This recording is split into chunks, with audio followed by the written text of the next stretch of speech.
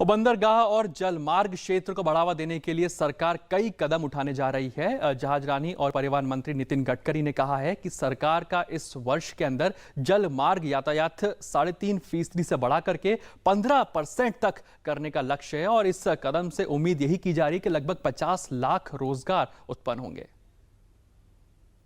सरकार का फोकस जाहिर सी बात है बुनियादी ढांचे को बढ़ावा देने पर है, लेकिन अब सरकार पूरी तरह से बंदरगाहों के बुनियादी ढांचे को बढ़ावा देने की दिशा में काम कर रही है।